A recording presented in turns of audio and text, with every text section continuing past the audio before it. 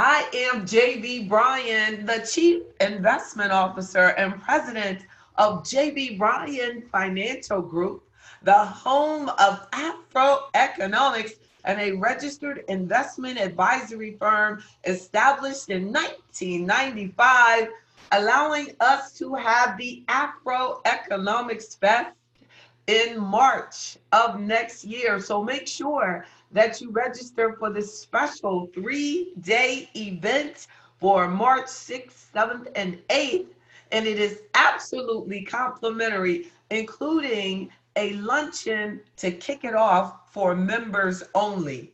So make sure that you register now, and I'm going to figure out later how to make sure I know exactly how many of you members are going to be there for our Friday members only meeting live March 6th at the Greater Richmond Convention Center. So what we'll probably have to do is call everyone and make sure and see if you're coming at the noon or if you're coming for the evening networking that night.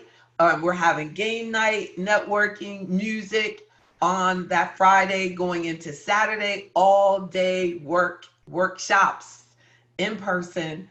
I'm doing them. We're having panels. We're having everything. We're having interaction. We're having empowerment. And we're going into that night, Saturday night, we're going to party and have our Founders Day celebration. And the AfroEconomics Member of the Year will be announced on Saturday, March 7th.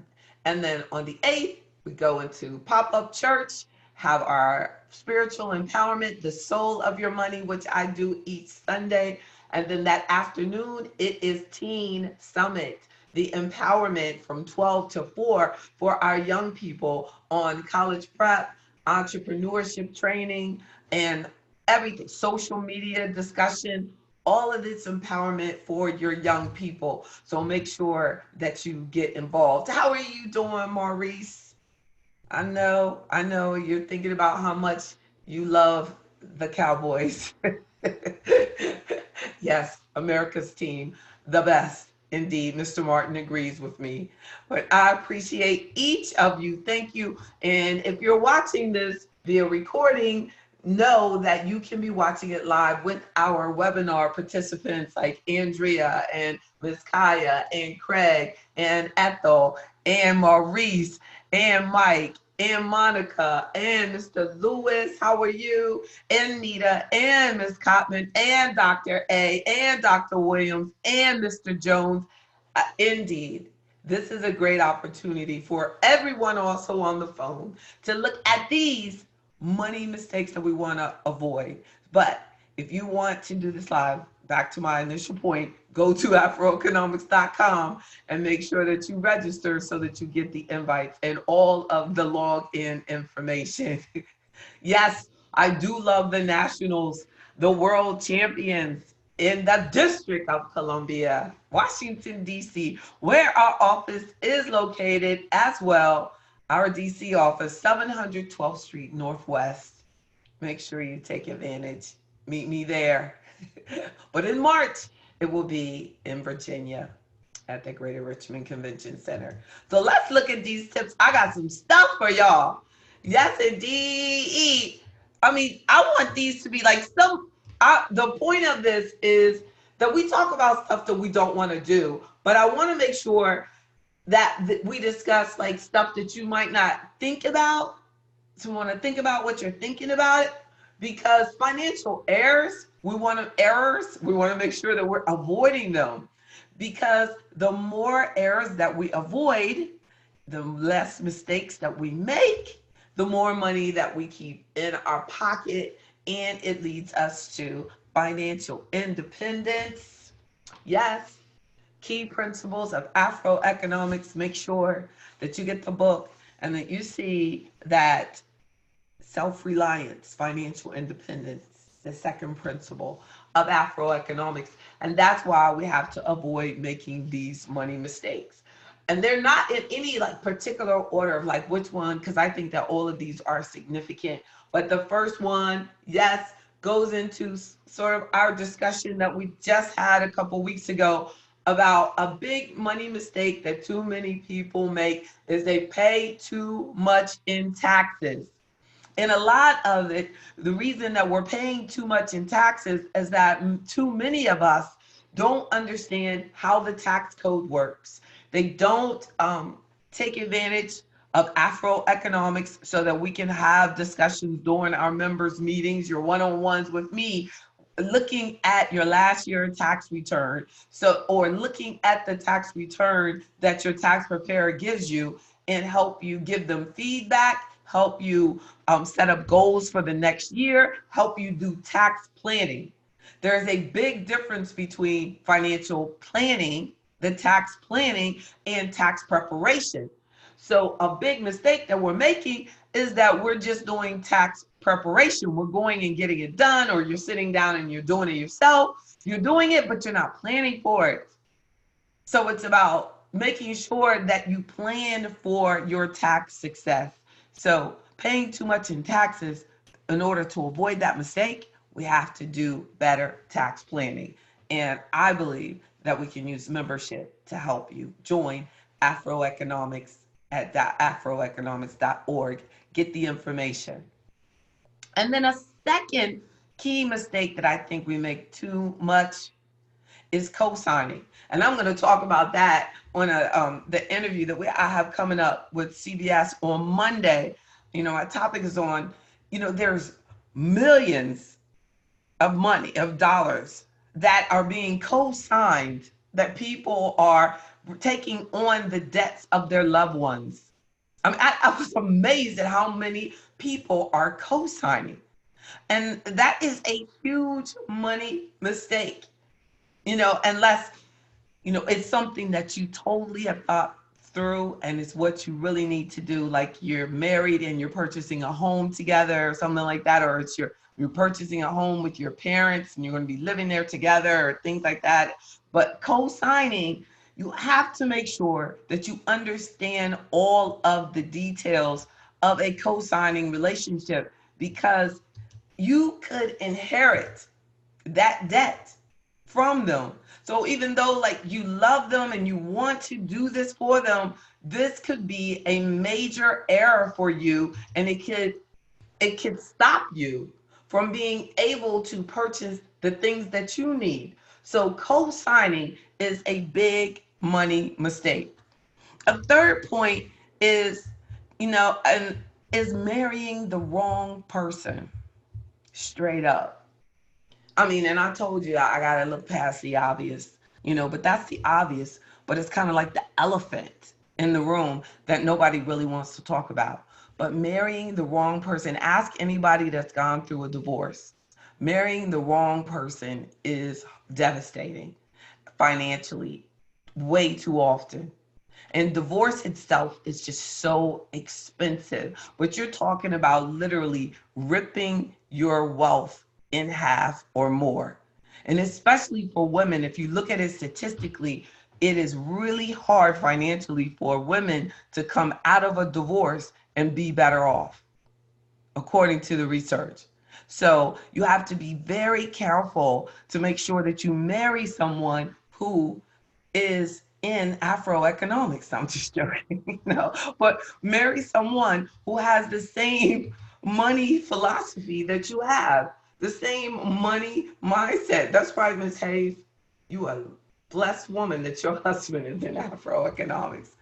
But the mindset makes such a difference. So marry the right person so you won't make this money mistake of marrying the wrong person and having to go through a divorce. No. A fourth point is a common, or maybe or something that we just overlook, is that not understanding how expensive children are. That's a money mistake, not understanding. Now, the children aren't a money mistake, but people, like people, but we just aren't giving it enough thought that how much it actually costs to raise a child well. The investment that it takes to bring a child from birth all the way through college, the the impact that it is monetarily, and then thinking about multiple and layering in that onto multiple children. Not the and the word says our children are our gift from God. So I mean, we know what a blessing they are, but we have to realize that it is an error to not understand the needs of a child. And some people too often they think, well, I'll worry about that later. But no, it is something that that I feel that should be a big part of your financial planning process. Looking at how many children should I have? How many children can we afford? And um, now if we have the children, what are we going to do in order to make sure that the children are taken care of, and we continue to build our wealth, because you don't want to be the financial responsibility of your children either, or be a burden to them because you haven't planned correctly. So a money mistake is not understanding how expensive children are. A fifth point is not planning for your legacy. It's smart to have a will, but many people do not have, a will or all of the legal documents that they may need, like a power of attorney for their finances, or a healthcare medical directive, things like that. Like having the legal documents that your family will need to have in place upon your death. Death is one thing that's guaranteed to all of us. Making sure that we have things in place, especially if you have minor children, knowing how they will be taken care of if something happens to you or something happens to your spouse, and how these things are going to be done. Making sure that your beneficiaries are updated. Making sure that you have all of that information, so that if your family will be okay if you were to pass away today.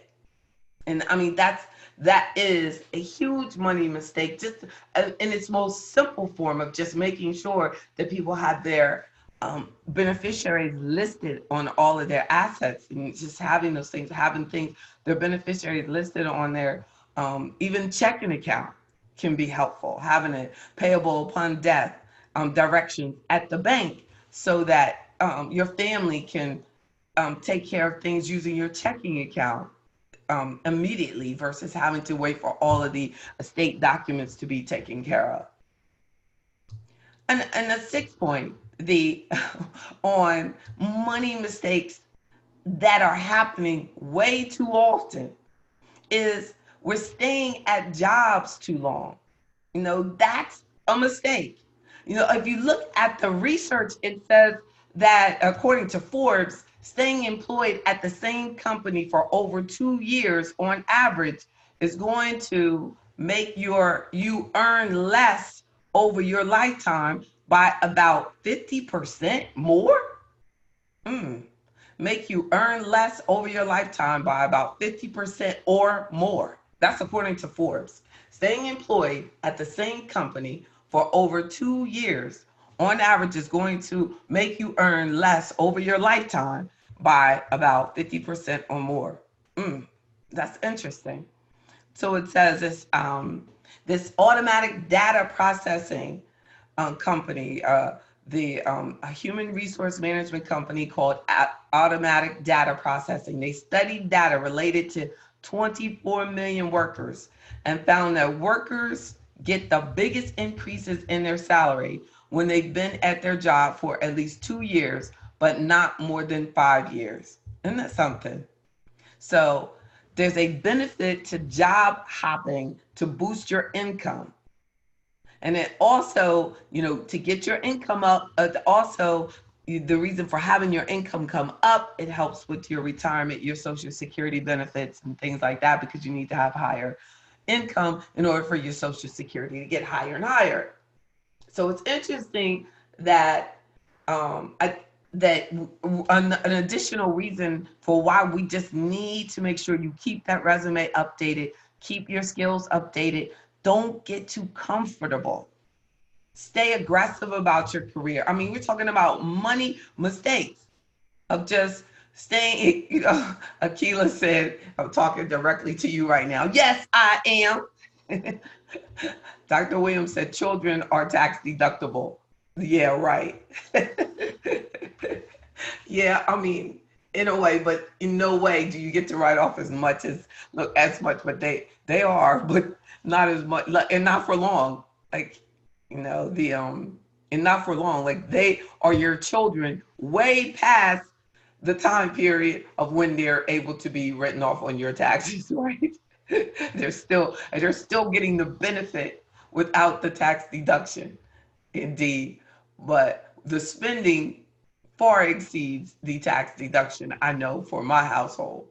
But it's, I mean, for me, it's a big part.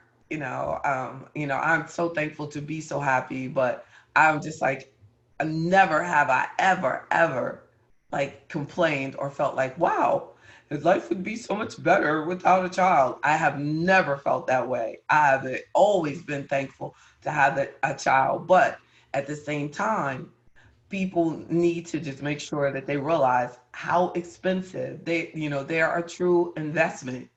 And unexpectedly, though, unfortunately, a lot of us, including me, become single parents.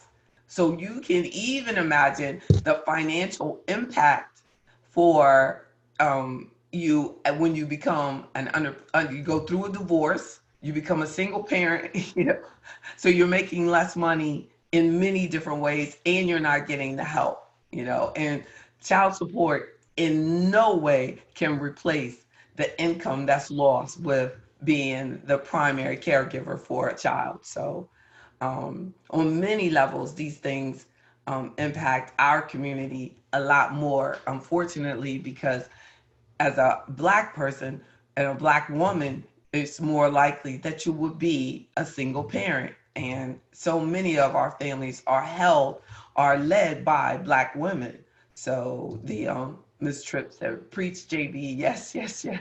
She said, well, we can do this though. We're doing it, and thankful. But I feel like I'm at the beginning. My daughter's about to go off to college in 2020. I feel like I'm at the beginning of my career, because I've invested so much. I've been an active parent, not like a parent that just I'm completely involved in her life. I'm the one that takes her to things. So I've made many adjustments financially to make sure that I'm involved on that level. So I'm excited about getting back to my career, even though most people look at me and they think I work a lot. I'm like, I don't work half as much as I really want to work. Believe me, I love my work. This is like my joy. This is like watching the football game. To some people, I love helping you be financially empowered. I would do this every day, but I don't like putting on makeup every day. But I would every day. But when my schedule's not as tight, I bet I'll probably get up, put on makeup every day, and do this every day. So, a seventh point. So, staying on a job too long is a financial mistake. Make sure you keep your skills alive and keep moving forward. A seventh point is too many of you just don't save. And I'm not talking about like you have to give up 50% of your money, which would be great to save 50% of your income. I would love to see you do it. That is a consistent goal of mine. I think I put like everything back into my business. It feels like it's, way more than 50%. But I know that that's not easy for everyone to do. So, but I think that too many of us just don't save at all or don't save nearly enough. No, it's constantly just spending money on things that are not for your future or going to be worth anything down the road.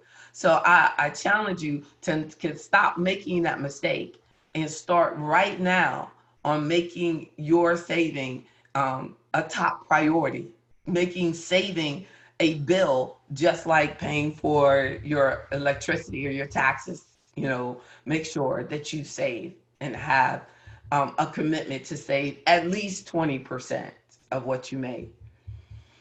An eighth point is that a big money mistake is just being impatient, not being willing to work, buying things just because they're convenient.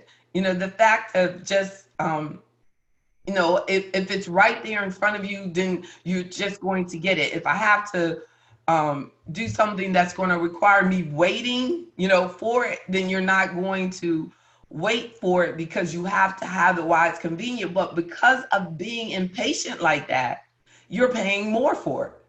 Impatience will constantly make you have to always pay the highest price. You got to have those sneakers when they first come out. You got to get that phone when it first comes out. I have totally never, thank God, been that way.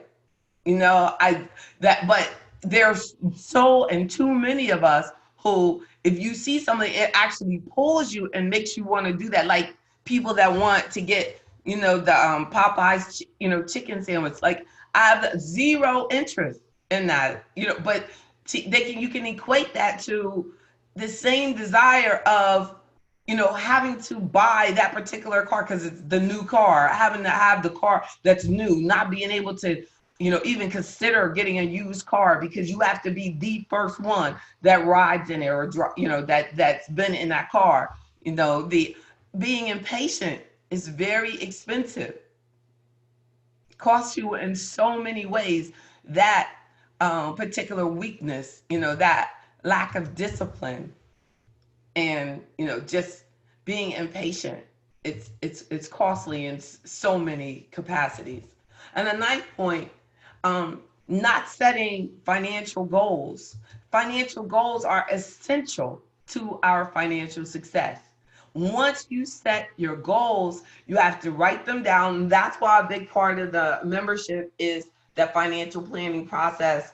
Even if it's just the first time and you go in and you put these little goals and you put them in the software package that we use, and I send you the link to it when you sign up, that you might take it for granted the first time that you do that. But by next year, this time, when we're looking back, or 6 months later, when we're looking into that and you're like, what's my login again? And you're looking in and you're looking and you're like, whoa, look, I did this. I was, these, oh, wow, I already accomplished that. I can scratch that off. Oh, I'm not worried about that anymore. Because it asks you, like, what are your worries? And what are your fears? And, financial fears and things like that. We could satisfy those things and they're done. And, you update and move on from there. But we first have to have those goals written down.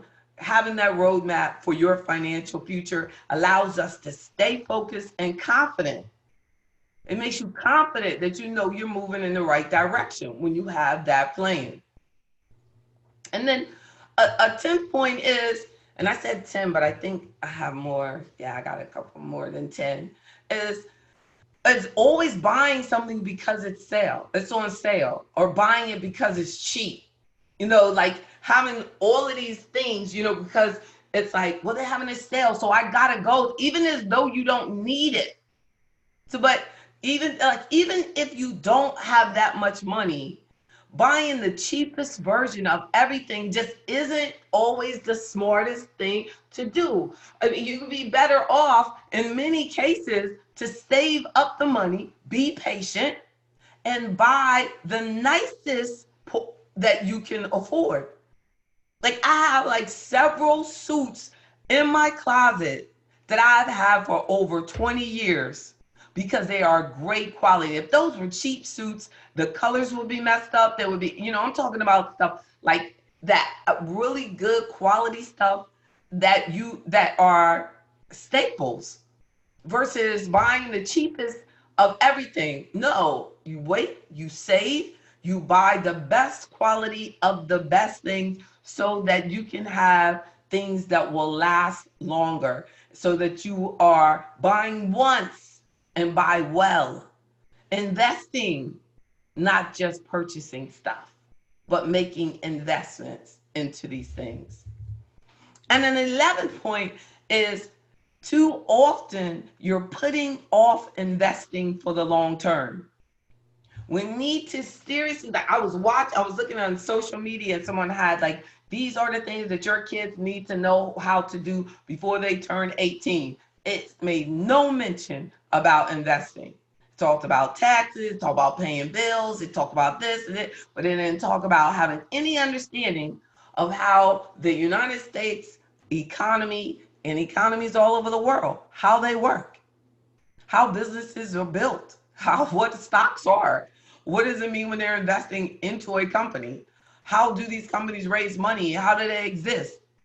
That it didn't talk about, but we need to understand about what investing is, what being a shareholder is, what is investing for the long term versus saving for an emergency account. What's the difference? And we're putting off investing in many cases, like never investing at all, or getting involved in a job and looking at the retirement plan option that they have, but not doing anything because you think you got to take home all your money.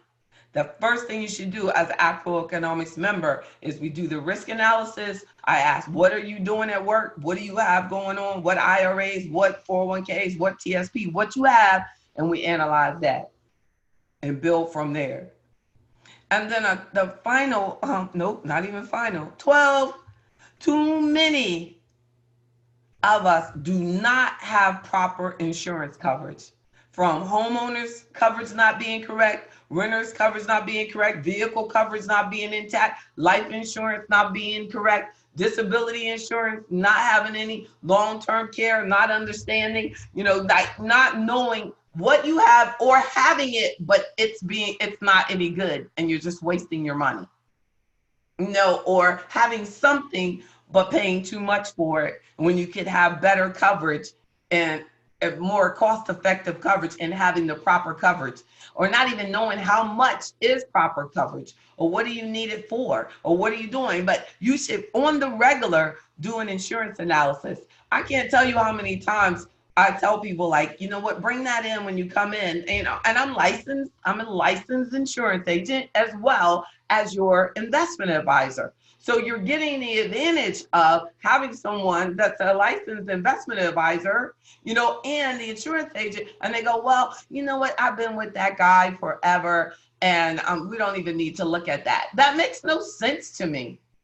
You don't have to not be with that guy. That's not what it's about. It's about looking at it, analyzing it. If you want to keep it there, but you still need to make sure that you have the right coverage. It's not, you have to make sure that you're protecting your family and yourself. It's not a personal issue. It's if the coverage is correct or not. Getting you to understand what you have.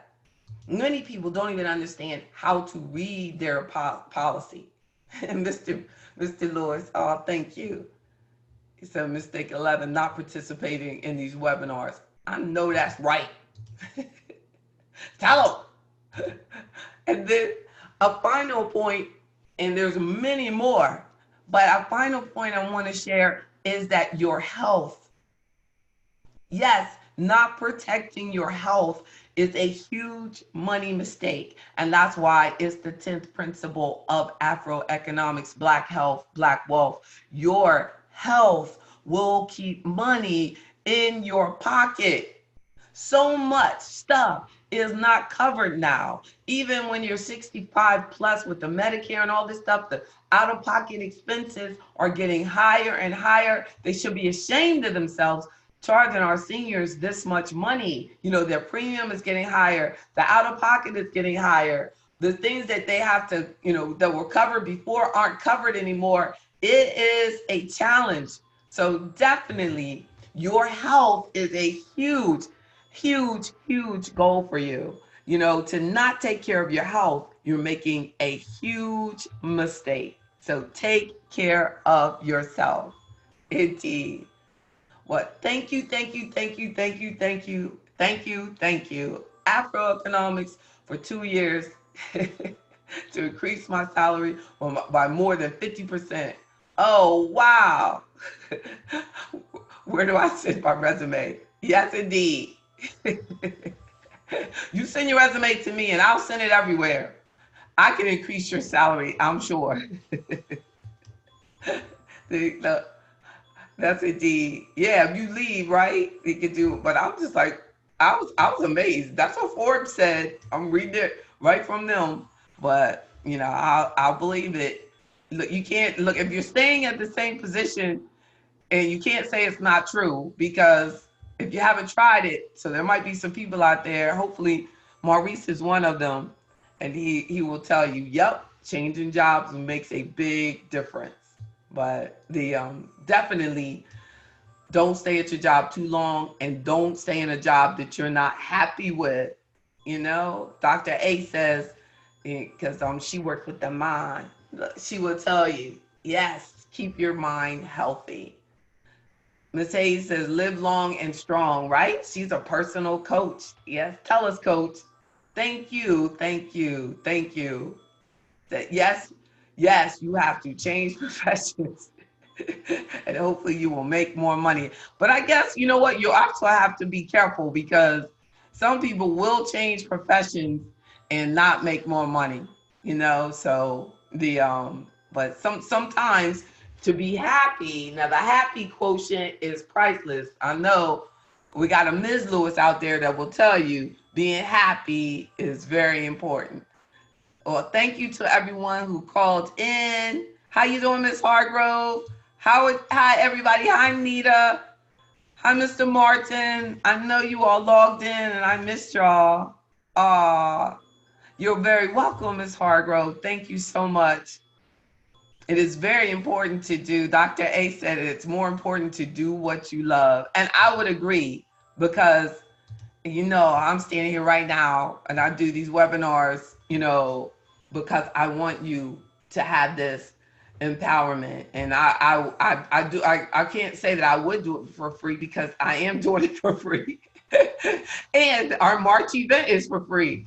And the No Excuse membership is free. But it's because I know that this is my purpose. And having a purpose driven life supersedes any type of money that you can ever get. Like when I wake up, I jump out of the bed to do my work. There's so many people that don't do that.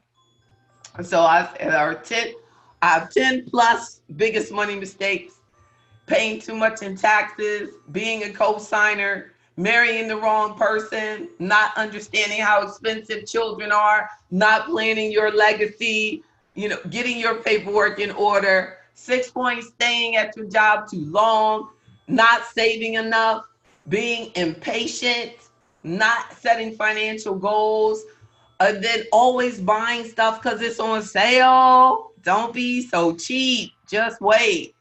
11 point, putting off investing. That's a problem. Too many of us don't have proper insurance coverage.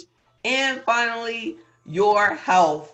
Not taking care of your health is a huge money mistake that is obvious to me, but not so obvious to too many people. Take care of your health. Yes, yes.